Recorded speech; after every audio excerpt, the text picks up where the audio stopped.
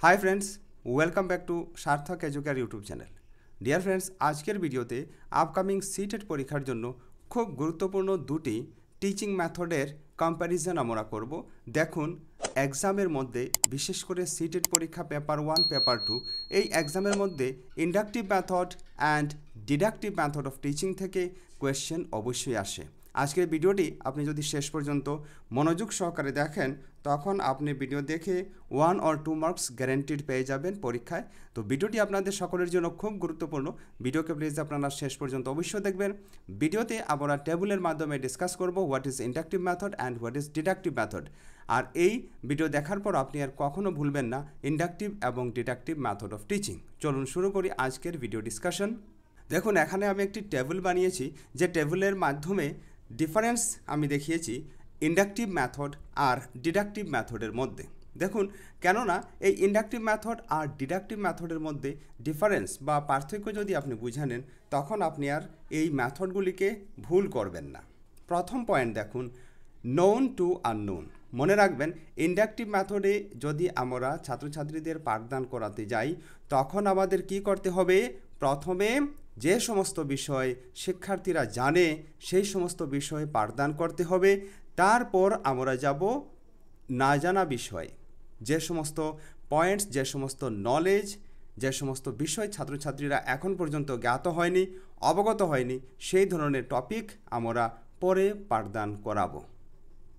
যেমন মনে করুন অ্যাজ ফর এক্সাম্পল ছাত্রছাত্রীরা ABCD ইত্যাদি বর্ণ শিখে নিয়েছে, আর আজ আপনি শ্রেণীকক্ষে ছাত্রছাত্রীদের পাঠদান করাবেন ভাওয়েল আর কনসোনেন্ট। তো এটা যদি আপনি ইন্ডাকটিভ মেথডের মাধ্যমে করাতে যান তখন আপনি প্রথমে কি করবেন, প্রথমে আপনি অ্যালফাবেট কি ABCD XYZ এই যে 26টি লেটার এগুলিকে একসাথে অ্যালফাবেট বলে এটা আপনি ওদেরকে জিজ্ঞাসা করবেন, ওদেরকে বুঝাবেন। কেননা এটা যদি আপনি ওদেরকে কোয়েশ্চেন করেন তখন they can answer your question, আপনার প্রশ্নের জবাব শিক্ষার্থীরা দিতে পারবে। কেননা ইতিমধ্যে তাদের নলেজ, তাদের জ্ঞান রয়েছে যে ইংরাজি ভাষায় 26 লেটার্স আর দেয়ার। তারপর আপনি এই 26 লেটারের মধ্যে 5টি লেটার যেগুলি রয়েছে, যেগুলি প্রনাউন্স করতে, উচ্চারণ করতে অন্য কোনো লেটারের হেল্প নিতে হয় না। আর এই 5টি লেটার AEIOU আপনি দেখিয়ে বলবেন যে এগুলিকে বলা হয় ভাওয়েল। এগুলি ছাড়া rest of all letters are known as consonant. বাকি যে লেটার্স রয়েছে এগুলিকে বলা হয় কনসোনেন্ট। তো এই প্রসেসের মাধ্যমে আপনি যখন পড়াবেন এটাকে বলা হবে inductive method. On the other hand আমরা যদি ডিডাকটিভ মেথডের কথা বলি তখন প্রথমে গিয়েই আপনি যে সমস্ত বিষয় শিশুরা জানে না সে সমস্ত বিষয়ের রুলস আপনি পড়িয়ে দেবেন, রুলস আপনি ওদেরকে বলে দেবেন। যেমন মনে করুন এখানে যে আমরা ভাওয়েল আর কনসোনেন্টের কথা বললাম, আপনি শ্রেণীকক্ষে প্রবেশ করে ওদেরকে বুঝিয়ে দেবেন রুল। কোন রুল বুঝিয়ে দেবেন? ওদেরকে বলবেন যে যে সমস্ত লেটার্স বা বর্ণের উচ্চারণ করার সময় অন্য লেটার্সের, অন্য বর্ণের হেল্প নিতে হয় না, এগুলিকে বলা হয় ভাওয়েল। আর বাকি যে সমস্ত লেটার্স ভাওয়েল ছাড়া প্রনাউন্স করা যায় না এগুলিকে বলা হয় কনসোনেন্ট। তো এই যে প্রসেস আপনারা এখানে দেখলেন এই প্রসেসকে বলা হয় আননোন টু নোন। প্রথমে ওদেরকে আপনি এমন বিষয় জানালেন যে বিষয় ওরা জানে না শিক্ষার্থীরা, তারপর আপনি জানা বিষয় যেমন লেটারের ক্লাসিফিকেশন এখানে দেখিয়ে দেবেন যে AEIOU ভাওয়েল আর বাকি সব গোটা লেটার কনসোনেন্ট। তো এভাবে আমাদের পাঠদান করতে হয়। আপনি যদি শিক্ষক হয়ে শ্রেণীকক্ষে যান তখন এই দুই মেথড আপনি অবশ্যই অ্যাপ্লাই করতে হবে শ্রেণীকক্ষে। Therefore this two methods are very important. তারপর দেখুন point number 2, example to rule. Inductive মেথডে পড়ানোর সময় আমাদের প্রথমে উদাহরণ দিতে হয়, তারপর শিক্ষার্থীদের রুল বলতে হয়। তো প্রথমে আমরা এক্সাম্পল দেব। যেমন মনে করুন যে স্কোয়ার বার করার যদি আমরা এক্সাম্পল দেই তো প্রথমে আমরা কী করব, যে 2 এর যদি স্কোয়ার বের করতে হয় তাহলে আমাদেরকে 2কে দুবার মাল্টিপ্লাই করতে হবে। যে সংখ্যাকে আমরা কি করব, বর্গ বের করব, স্কোয়ার করব, সেই সংখ্যাকে দুবার পূরণ করব। এই দেখো এখানে 2 এর স্কোয়ার কত হয়ে গেল, 4 হয়ে গেল। এভাবে এক্সাম্পল দেবেন আপনি প্রথমে, আর তারপর বলবেন যে যখন আমরা কোনো নাম্বারের স্কোয়ার বের করব তখন সেই নাম্বারকে দুবার লিখে পূরণ করতে হবে। এই দেখুন, প্রথমে আপনি এক্সাম্পল দিয়ে দেখিয়ে দিলেন কিভাবে 2 এর স্কোয়ার 4 হয়, তারপর আপনি রুল বললেন। তো এটা হলো এক্সাম্পল টু রুল। আর অন্যদিকে ডিডাকটিভ মেথডে প্রথমে রুল আপনি বলবেন গিয়ে যে কোনো নাম্বারের যদি স্কোয়ার বের করতে হয় তখন সেই নাম্বারকে দুবার লিখে পূরণ করতে হয়। এখানে যদি 4 এর স্কোয়ার আমরা বের করি তাহলে 4কে লিখতে হবে 2 টাইমস, তারপর মাল্টিপ্লাই করে যা বের হবে সেটা হবে 4 এর স্কোয়ার। তো এভাবে প্রথমে আপনি রুল বলবেন, তারপর এক্সাম্পল দিয়ে বুঝিয়ে দেবেন। এটাকে বলা হয় ডিডাকটিভ মেথড অফ টিচিং। আশা করি এই 2 পয়েন্ট আপনি বুঝলেন।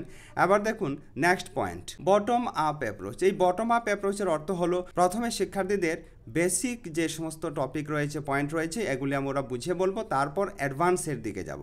মানে বটম আপ অ্যাপ্রোচ মানে প্রথমে বেসিক থেকে শুরু করে তারপর অ্যাডভান্স টপিক, অ্যাডভান্স পয়েন্টের দিকে যাওয়া। ঠিক, বেসিক টু অ্যাডভান্স, আপনি এটা এভাবে মনে রাখবেন।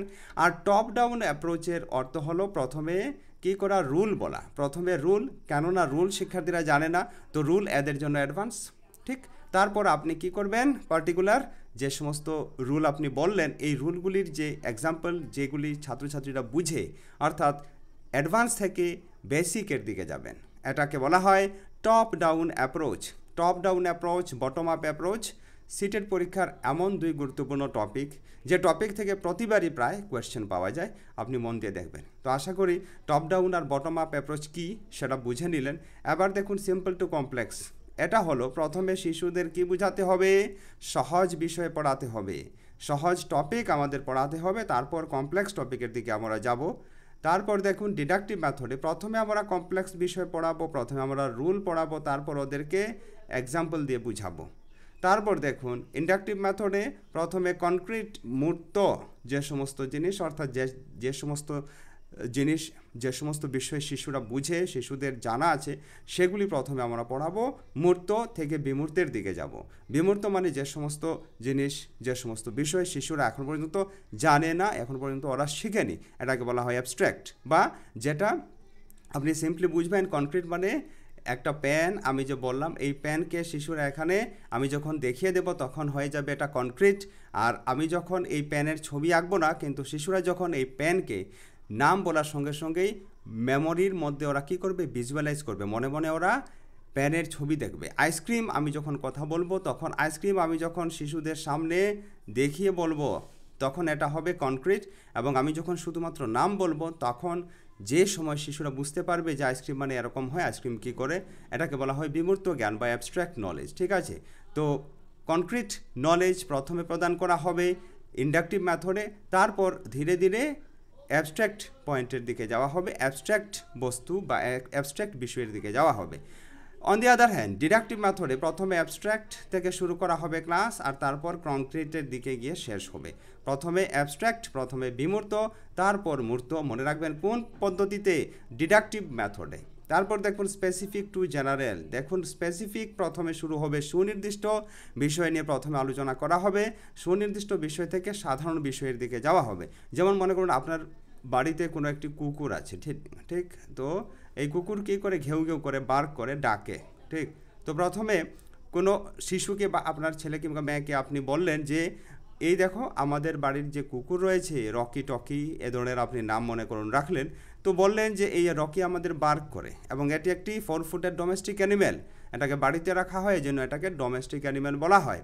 তো এই যে আপনার রকির জ্ঞান দিলেন, রকি বিষয়ে বললেন আপনার ছেলে কিংবা মেয়েকে, এটা হলো স্পেসিফিক রুল বা স্পেসিফিক আপনি নলেজ প্রদান করলেন। তারপর আপনি যখন আপনার ছেলে কিংবা মেয়েকে কোনো ফিল্ডে খেলার জন্য বের করে নিলেন এবং এখানে গিয়ে আরও 10-12টি কুকুর আপনি দেখলেন, তখন এই কুকুরগুলিকে দেখিয়ে বলবেন যে এই দেখো যেরকম আমাদের রকি ঘেউ ঘেউ করে কাউকে দেখলে অপরিচিত, ঠিক সেই রকম এই যে 10-12টি কুকুর এখানে ফিল্ডে রয়েছে এরাও কিন্তু যে সমস্ত লোকদের চেনে না তাদেরকে দেখলে ঘেউ ঘেউ করে এবং এরাও 4 ফুটের ডোমেস্টিক অ্যানিমেল। তো এটা হলো স্পেসিফিক থেকে জেনারেলাইজেশন করে দিলেন আপনি, যে তারপর শিশুকে জ্ঞান দিলেন যে সকল কুকুর 4 পায়ের হয়, 4 ফুটের হয়, ঠিক আছে, আর তারা স্তন্যপান করে মায়ের, আর তারা হলো অপরিচিত ব্যক্তিদের দেখে ঘেউ ঘেউ করে। হ্যাঁ, তো এটা হলো স্পেসিফিক টু জেনারেল। আর ডিডাকটিভ মেথডে অন্যদিকে জেনারেল থেকে শুরু করে স্পেসিফিকের দিকে যাওয়া হয়। মানে প্রথমে আপনি বলবেন যে সব কুকুর কি হয়, 4 পা বিশিষ্ট হয়, সব কুকুর কী করে, অপরিচিত ব্যক্তিদের দেখলে ঘেউ ঘেউ করে, আর এই দেখো এজন্য আমাদের রকিও এমনটা করে। তো এটা হলো জেনারেল টু স্পেসিফিক নলেজ। এভাবে আমাদের শিশুদের পাঠদান করাতে হয়। আশা করি এই পয়েন্টও আপনি বুঝলেন।